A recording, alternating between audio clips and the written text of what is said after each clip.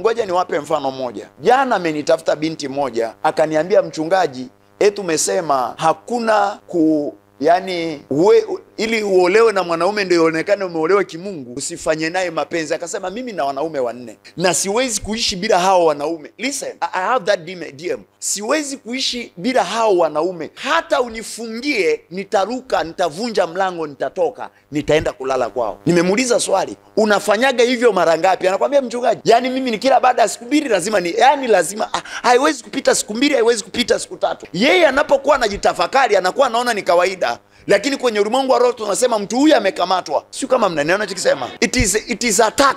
Hatima yake haipo tena, kwa sababu kuna vitu ukiona mtu anaanza kuvingeji na anavifurahia, sio yeye tena. Na hii vitu vinaanzaga kama kawaida. Baadaye mtu anafika maeneo ambapo hawezi kurudi nyuma tena mpaka aje akutane, kwa sababu Yesu asingepita karibu na yale makaburi, ina maana huyu jamaa angeendelea kwa kichaa. Lakini mbele utakuja kuona kwamba huyu mtu ndiye aliyekuwa amebeba hatima ya Gerasi, kwa sababu alitaka kwenda kumfuata Yesu. Yesu akamwambia, usinifuate mimi, nenda kawahubiri hayo uliyoyaona, haya yaliyokutokea, nenda kawaambie. Na Biblia inasema hivi, Wagerasi wakaiamini Injili kwa sababu ya yule mtu. Sio kama mnanielewa kusema. So huyu mtu alikuwa ni mhubiri wa Injili, alikuwa ni mwinjilisti mkubwa, alikuwa ni moja kati ya mitume, alikuwa ni moja kati ya watu wakubwa, lakini hatima yake ilikuwa imekamatwa, amechanganyikiwa. Sasa usichukulie kuchanganyikiwa sawa sawa na hawa watu naona wanaokota mapepo tu. Mtu anaweza akawa amechanganyikiwa, anaweza kuwa amechanganyikiwa lakini bado ni mzima na anavaa nguo. Sio kama mnanena ninachosema. Amen. Rahisi tu kujipima kama umechanganyikiwa. Una hali gani mambo yanapokuwa hayaendi kama wewe unavyo. Hicho ndio kipimo cha kwamba umechanganyikiwa au haujachanganyikiwa. How do you feel unapokuwa una handle mambo makubwa? Ukiona kama akili inachanganyikiwa, kichwa kinauma, kichwa kinapasuka, hauelewi cha kufanya. Kuchanganyikiwa ni kutokuelewa cha kufanya. Sijui nifanyaje. Unatikisa, yani unaona kabisa, kwa sababu lazima ufahamu jambo moja. Mungu hawezi kuruhusu jambo linalozidi uwezo wako. Kwa ukiona kama kuna kitu kinakwambia hili jambo limekuzidi, juaga ndo huku kuchanganyikiwa tunako kusema. So alama ya kwanza ya kwamba hatima ya mtu imekamatwa ni kuchanganyikiwa. Anakuwa tu anachanganyikiwa. Hapo unajua hapa kuna kitu shetani anafanya kwenye maisha yangu. Usisahau, mentorship lazima ibalance. Amen. Kwa sababu kuna wakati unapangilia vitu vyako vizuri tu, lakini unahisi kuchanganyikiwa. Sasa hiyo sio kibinadamu tena. Ukiangalia vitu vyako umearrange very professional, umepanga vizuri, lakini the way you feel inside, it is total distraction. Dalili ya pili ni kukosa ukiri thabiti juu ya mambo yako. Unakosa ukiri thabiti tena chanya juu ya mambo yako. Yani unakuwa tu huwezi you can never proclaim anything positive about yourself. If you feel that you cannot speak anything positive at a certain time of your life, just know that your destiny, your star, it is attacked. Unakuwa tu unaona kwamba hakuna chema, hakuna jema. Biblia inasema akasema na iwe nuru, ikawa nuru, na Mungu akaona kuwa nuru ni njema. Sasa unafika mahali ambapo you see no right, no light, darkness everywhere. Na uoni kama kuna kitu unaweza ukasema kikatokea. You start to give up on yourself. Hiyo ni alama ya kwamba your destiny, it is on attack. Yeah.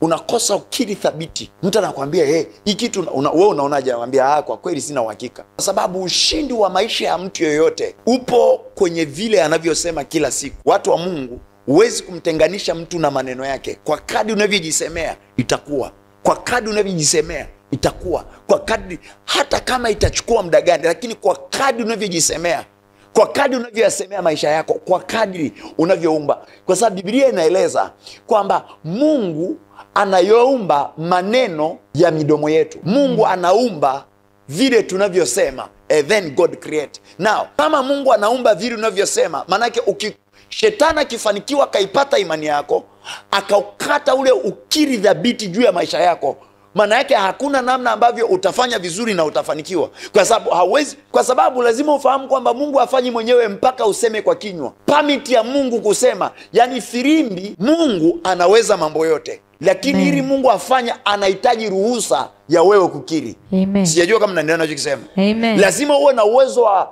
to create by speaking. Kwa ukikosa kukiri, shetani akiupata ulimi wako, usiwe unajikiria mambo, tayari ameshaharibu vitu vingi. So moja kati ya dalili tutajua hapa kuna mahali ambapo shetani ameshanikamata, ameshaniteka, ameshakamata mwenendo wangu. Ni rahisi tu, unaangalia uliojisemea hata kuanzia asubuhi mpaka jioni. Unajua kwa kweli hapa nimeanza kuharibikiwa. And it's very important. Hii dalili ni ya muhimu sana.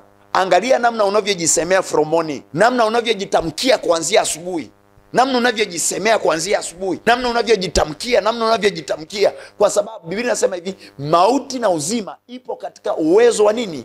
Wa kinywa cha mtu. So the way you talk, the way you speak, your victory is there.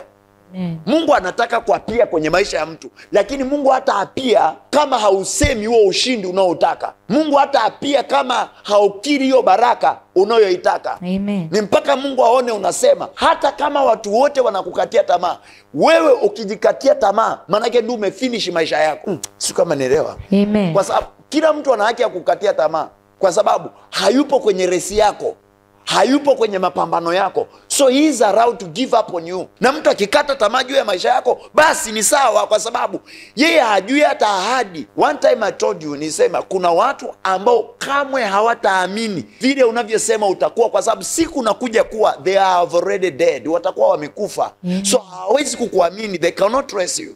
Kuna mtu mmoja alinipigia simu wakati naenda kufanya kipindi cha Star Bongo ambacho kitaruka Jumapili I think. Akaniambia upokee simu yangu, nikamwambia no, nimekuwa studio.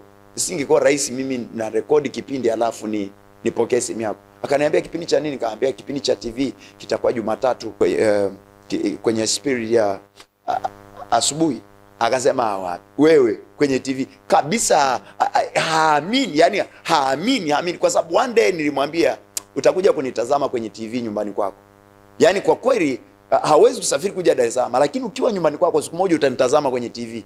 Sasa napomwambia nimetoka kwenye kipindi, anaona hapana. There are some people we never trust you.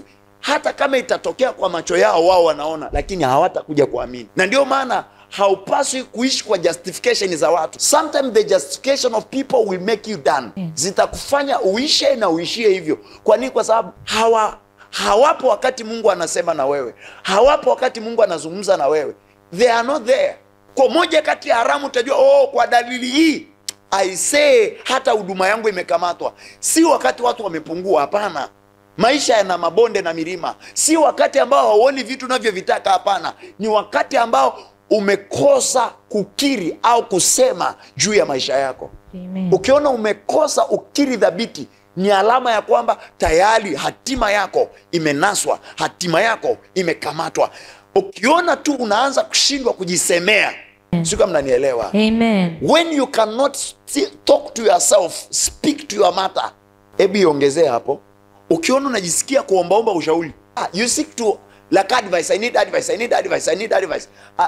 Among of the listen, most of people who need advice, they know the answer but they are confused. They cannot speak to themselves, so they need another person to talk for them.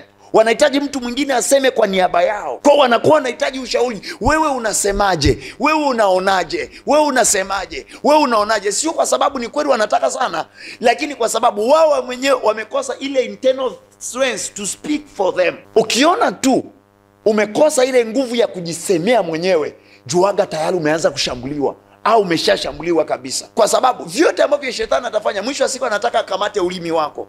Aidha ujinenee mabaya au jikirie udhaifu. Biblia inasema aliye dhaifu aseme nina nguvu. The one who is weak, let him say I am strong. The one who is sick, let him say I am healthy. Niko na afya, niko na nguvu, mimi sio dhaifu. Hata kama kuna udhaifu, wanaposema umechelewa, wewe useme mimi sijachelewa. Wanaposema wewe ni mnyonge, sema mimi sio mnyonge. Amen. Biblia inataka uzungumze kinyume na watu wote wanavyoweza kukusemea. Amen. Ndivyo Biblia inavyotaka.